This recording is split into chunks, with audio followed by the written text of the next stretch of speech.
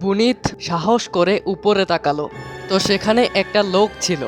তিনি তার স্কুলের পিয়নের ড্রেস পরেছিল। ওর মুখ এত সাদা ছিল যেন তার সারা শরীরে কোনো রক্তই ছিল না। ওই লোকটির চোখ দুটো অস্বাভাবিকভাবে বিকৃত ছিল, আর ও একদম বাকরুদ্ধ হয়ে সেখানে দাঁড়িয়েছিল। বুনিত কিছু করার আগেই ওই ভয়ানক লোকটা তার হাতে থাকা ওয়াইপার সোজা বুনিতের মাথায় মারল, আর বুনিত সেখানেই বেহুশ হয়ে পড়ে রইল। আর ওই ভয়ানক লোকটি কোথাও গায়েব হয়ে যায়। বুনিত আর কারান ছোটবেলা থেকেই খুব ভালো বন্ধু। তারা নার্সারি থেকে 11th ক্লাস পর্যন্ত একই ক্লাসে পড়ে আসছিল, আর তারা ছোটবেলা থেকেই পড়াশোনায় খুব দুর্বল ছিল, কিন্তু দুজনই স্পোর্টসে খুব ভালো ছিল। বুনিত স্কুলের ফুটবল টিমের ক্যাপ্টেন ছিল, আর কারান ডিস্ট্রিক্ট ব্যাডমিন্টন চ্যাম্পিয়ন ছিল। টুর্নামেন্টসে বিজি থাকার কারণে দুজনই পড়াশোনার জন্য খুব কম সময় পেত। সারা বছর কিভাবে কেটে গেল তারা টেরই পায়নি। আর এখন তাদের ফাইনাল এক্সামস শুরু হতে মাত্র 10 দিন বাকি ছিল। ওই দুজনেরই এক্সামসে পাশ করা খুব জরুরি ছিল, কারণ যদি তারা ফেল হতো তাদের পেরেন্টস তাদের সব স্পোর্টস ছাড়িয়ে দিত। আর বুনিত আর কারান পড়ার চেষ্টাও করছিল, কিন্তু পড়াশোনায় তাদের মনই বসছিল না। এক্সামে ফেল হওয়ার ভয় তাদের শাসিয়ে যাচ্ছিল। এমনই করতে করতে আরও 9 দিন কেটে যায়, কিন্তু এখনও দুজনের অবস্থা খুবই খারাপ ছিল। পরদিন সকালে এক্সাম ছিল, আর না কারান আর না তো বুনিত কিছু পারত। তখন বুনিতের মাথায় একটা আইডিয়া এলো।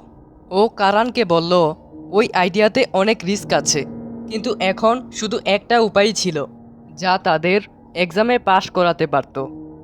তাদের স্কুল প্রিন্সিপালের ছেলে যোগেশ বুনিতের খুব ভালো বন্ধু ছিল। ও রাতে যোগেশকে কল করে তার কাছে প্রিন্সিপালের অফিসের চাবি চায়। যোগেশ বন্ধুত্বের খাতিরে তার ঘরের বেলকনি দিয়ে চাবি নিচে ফেলে বুনিত আর কারানকে স্কুলের প্রিন্সিপাল অফিসের চাবি দিয়ে দেয়। বুনিত আর কারানের প্ল্যান একদম সিম্পল ছিল। তারা জানতো এক্সামের একদিন আগেই কোয়েশ্চেন পেপার প্রিন্সিপাল অফিসে চলে আসতো। তাদের শুধু ওই পেপার খুঁজে সেগুলো কপি করে বাসায় আনতে হতো। কিন্তু তারা জানতো না তাদের এই সাদাসিধে প্ল্যান তাদের কতটা ভোগান্তিতে ফেলবে। যেন তেন করে তারা স্কুলের দেয়াল টপকে স্কুলের ভেতরে চলে যায়। রাতের আধারে স্কুল আপনা আপনিই অনেক ভয়ানক লাগছিল। সেখানে স্কুল গার্ড ছাড়া আর কেউ ছিল না। তারা স্কুল গার্ড থেকে লুকিয়ে প্রিন্সিপাল অফিসে পৌঁছায়, আর বুনিত চাবি দিয়ে লক খুলতে লাগলো। ঠিক তখন কারান তার গলায় হালকা ঠান্ডা বাতাস অনুভব করল। ও তার বাম পাশে ঘুরল। তার মনে হলো যেন করিডোরের প্রান্ত থেকে কেউ দাঁড়িয়ে তাদের দেখছে। কারান বুনিতকে বলার জন্য ঘুরে, কিন্তু যখন তারা দুজন সেখানে তাকালো তো ওই করিডোরে কেউ ছিল না। বুনিত কারানের কথাটাকে তুচ্ছ করল, আর অফিসের তালা খুলে দুজন তৎক্ষণাৎ অফিসে ঢুকে পড়ে। ওই দুজন অফিস রুমে কোশ্চেন পেপার খুঁজতে শুরু করলো। তখন তাদের সামনে এমন কিছু হলো যাতে তাদের দুজনের চোখ কপালে উঠে। অফিসে থাকা আলমারির দরজাটা আপনা আপনিই খুলে গেল। বুনিত আর কারান ঘাবড়ে গিয়ে একে অপরের দিকে তাকালো, কিন্তু তখন কারানের খেয়াল আলমারিতে রাখা একটা পেপারের উপর পড়ে। কারান ওই পেপার হাতে নিল আর দেখলো এটা কালকের এক্সামেরই কোশ্চেন পেপার ছিল। পেপারটা দেখার এক্সাইটমেন্টে কারান আর বুনিত দুজনই ভুলে যায় যে এখনই কি ঘটেছিল, আর তারা ওই পেপারের কোশ্চেন্স কপি করতে লাগলো। তখনই আচমকা প্রিন্সিপালের দরজায় কেউ নক করলো। দরজায় নক শুনে বুনিত আর কারানের হার্ট তাদের মুখে চলে আসে। তাদের লাগলো হয়তো যোগেশ প্রিন্সিপাল ম্যামকে বলে দিয়েছে, আর উনি তাদের হাতে নাতে ধরতে এখানে চলে এসেছে। তারা দুজন কোনো আওয়াজ না করে প্রিন্সিপাল ডেস্কের নিচে লুকিয়ে পড়ে। দরজায় ধাক্কানোর শব্দ ধীরে ধীরে বেড়েই যাচ্ছিল। বুনিত আর কারান ভয়ে সেখানেই লুকিয়ে থাকলো। দেখতে দেখতে ও ওই দরজায় এখন জোরে জোরে পেটাতে লাগলো। মনে হচ্ছিল যেন ওই দরজা এক্ষুনি ভেঙে যাবে। কিন্তু তখনই সবকিছু একদম শান্ত হয়ে যায়। দরজায় ঠক ঠক শব্দ একদম বন্ধ হয়ে গেল।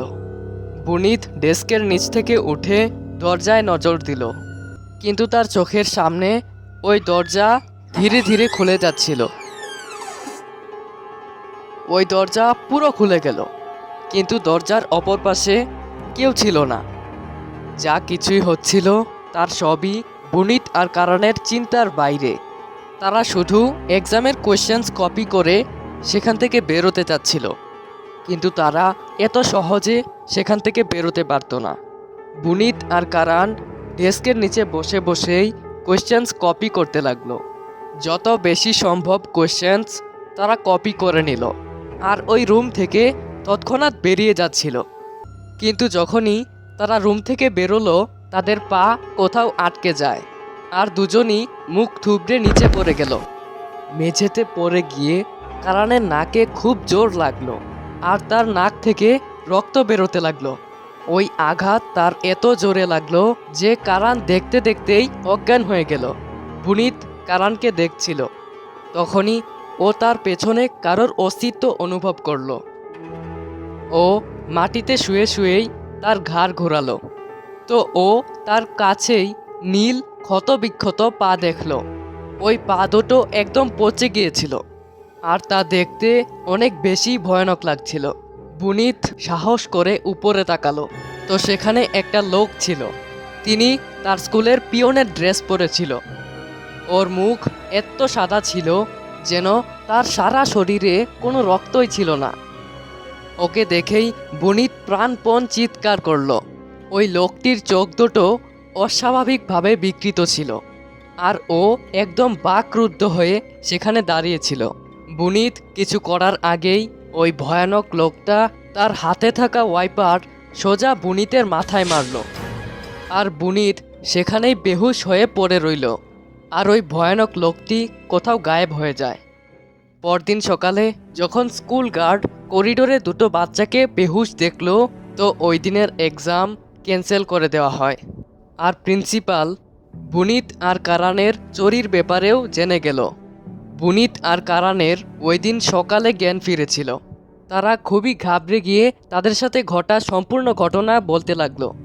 তখন প্রিন্সিপাল তাদের মাঝেই থামিয়ে দিলেন। তিনি বললেন, স্কুলে ভূত প্রেত বলতে কিছু নেই। তাদের কথা কেটে প্রিন্সিপাল তাদের বলল, তারা যা কিছুই করেছে তার জন্য তাদের শাস্তি পেতে হবে। বুনিত আর কারানকে 11th ক্লাস রিপিট করার আদেশ দেওয়া হলো, কিন্তু বুনিত আর কারান ওই রাতকে ভুলতেই পারছিল না।